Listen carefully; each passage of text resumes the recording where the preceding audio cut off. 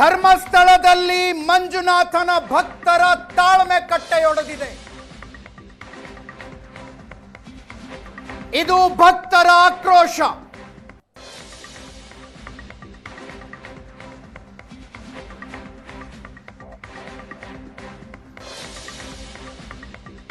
ಸೌಜನ್ಯಗೆ ನ್ಯಾಯ ಅನ್ನುವ ನೆಪ ಇಟ್ಟುಕೊಂಡು ಶ್ರೀ ಕ್ಷೇತ್ರ ಧರ್ಮಸ್ಥಳದ ಗೌರವದ ಮೇಲೆ ನಿರಂತರವಾಗಿ ದಾಳಿ ನಡೆಸ್ತಾ ಇದ್ದವರನ್ನ ಇವತ್ತು ಧರ್ಮಸ್ಥಳದ ಸ್ಥಳೀಯರು ಅಟಕಾಯಿಸಿಕೊಂಡ್ರು.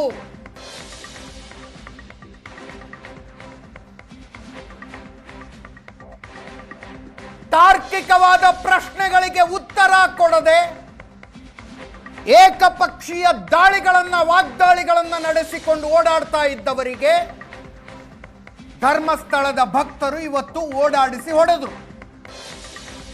ಈ ಮಧ್ಯೆ ವರದಿ ಮಾಡುವುದಕ್ಕೆ ಹೋಗಿದ್ದ ನಮ್ಮ ರಿಪೋರ್ಟರ್ ಹರೀಶ್ ಮೇಲೆ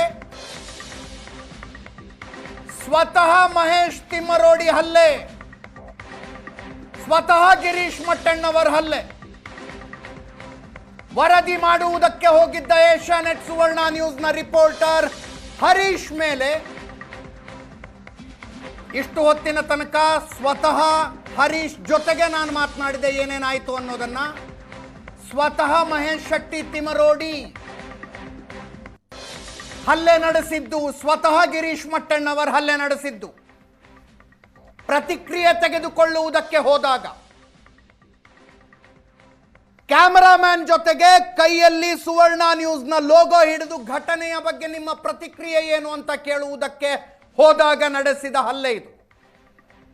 Asianet Suvarna news reporter Harish ಉಜಿರೆಯ ಬೆನಕ ಹಾಸ್ಪಿಟಲ್ ಹೊರಗಡೆ ನಿಂತಿದ್ದ ಮಹೇಶ್ ಶೆಟ್ಟಿ ತಿಮ್ಮರೋಡಿ ಮತ್ತು ಗಿರೀಶ್ ಮಟ್ಟಣ್ಣವರ್ ಪ್ರತಿಕ್ರಿಯೆ ಕೇಳುವುದಕ್ಕೆ ಹೋದಾಗ ನಡೆಸಿದಂತಹ ಹಲ್ಲೆ.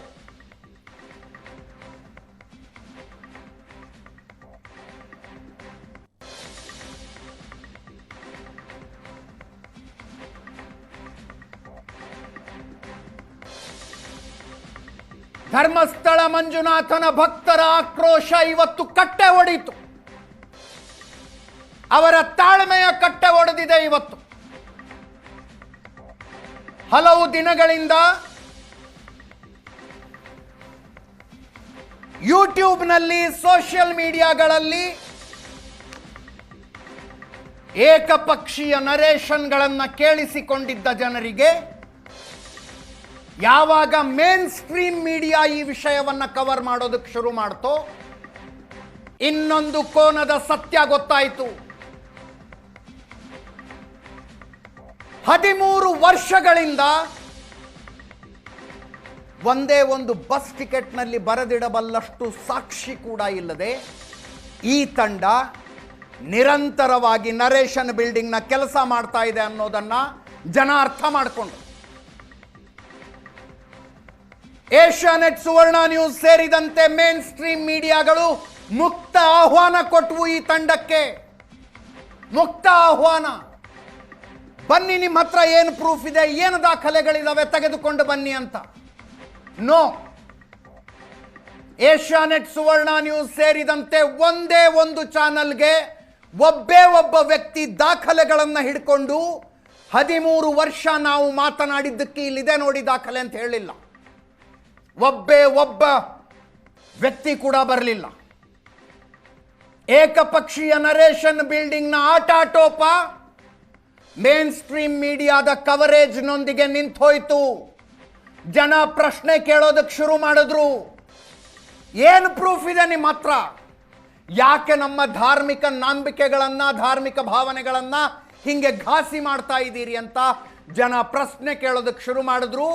ಆ ಫ್ರಸ್ಟ್ರೇಷನ್ ಏಷ್ಯಾನೆಟ್ ಸುವರ್ಣ ನ್ಯೂಸ್ನ ವರದಿಗಾರನ ಮೇಲೆ ಹಲ್ಲೆಯಾಗುವಂತೆ ಮಾಡಿ ನಮ್ಮ ರಿಪೋರ್ಟರ್ ಹರೀಶ್ ಬೆನಕ ಹಾಸ್ಪಿಟಲ್ನಲ್ಲಿದ್ದಾರೆ. ಸ್ವತಃ ಮಹೇಶ್ ಶೆಟ್ಟಿ ತಿಮ್ಮರೋಡಿಯಿಂದ ಹಲ್ಲೆ, ಸ್ವತಃ ಗಿರೀಶ್ ಮಟ್ಟಣ್ಣವರಿಂದ ಹಲ್ಲೆ.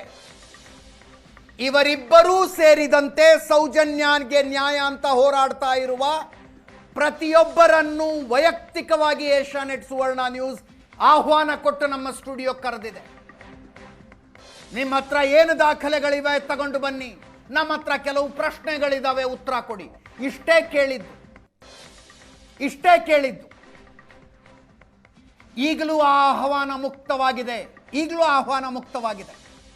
ಆದರೆ ಹಲ್ಲೆಯನ್ನು ಸಹಿಸಿಕೊಳ್ಳೋದಕ್ಕೆ ಸಾಧ್ಯ ಇಲ್ಲ. I have always hesitated to take their names. ಅವರ ಹೆಸರುಗಳನ್ನು ಹೇಳೋದಕ್ಕೆ ಯಾವತ್ತೂ ಹಿಂಜರಿದಿದ್ದೀನಿ ನಾನು. ಇಂತಿಂಥವರನ್ನ ಈ ಕಾರ್ಯಕ್ರಮಕ್ಕೆ ಆಹ್ವಾನಿಸಲಾಗಿದೆ ಅಂತ ಹೇಳುವಾಗ ಮಾತ್ರ ಅವರ ಹೆಸರನ್ನು ತೆಗೆದುಕೊಂಡಿರುವಂಥದ್ದು. ಇವತ್ತು ನೇರ ಹಲ್ಲೆ. ನಮ್ಮ ರಿಪೋರ್ಟರ್ ಹರೀಶ್ ಪ್ರತಿಕ್ರಿಯೆ ಕೇಳುವುದಕ್ಕೆ ಹೋಗಿದ್ದರು. ಏಷ್ಯಾನೆಟ್ ಸುವರ್ಣ ನ್ಯೂಸ್ ಸೇರಿದಂತೆ ಮುಖ್ಯವಾಹಿನಿಯ ಮಾಧ್ಯಮಗಳು ಸರ್ವರಿಗೂ ಮುಕ್ತ ಅವಕಾಶವನ್ನು ಕೊಡುವಂಥದ್ದು. ಆ ಮುಕ್ತ ಅವಕಾಶಕ್ಕಾಗಿ ಅವರ ಪ್ರತಿಕ್ರಿಯೆ ಬೇಕಾಗಿತ್ತು. ಪ್ರತಿಕ್ರಿಯೆ ಕೇಳುವುದಕ್ಕೆ ಹೋದಾಗ ನಡೆಸಿದಂತಹ ಹಲ್ಲೆ.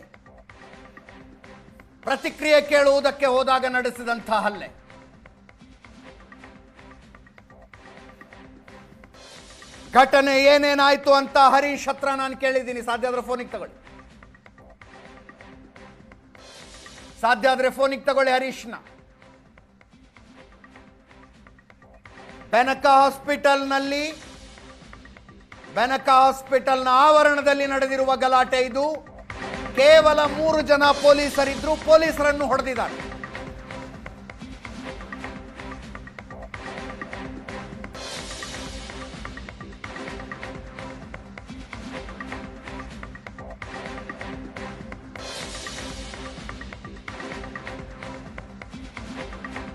ಧರ್ಮಸ್ಥಳ ಭಕ್ತರ ತಾಳ್ಮೆ ಕಟ್ಟೆ ಒಡಿತು. 13 ವರ್ಷಗಳ ಕಾಲ ನಿರಂತರವಾಗಿ ತಮ್ಮ ದೈವ ದೇವತೆಗಳು ಆರಾಧ್ಯರ ಮೇಲೆ ಬಾಯಿಗೆ ಬಂದಂತೆ ಮಾತನಾಡಿದ್ದನ್ನು ಕೇಳಿಸಿಕೊಂಡಿದ್ದ ಧರ್ಮಸ್ಥಳದ ಭಕ್ತರು ಇವತ್ತು ಎನಫ್ ಈಸ್ ಇನಫ್ ಅಂತ ನಿರ್ಧರಿಸಿದರು.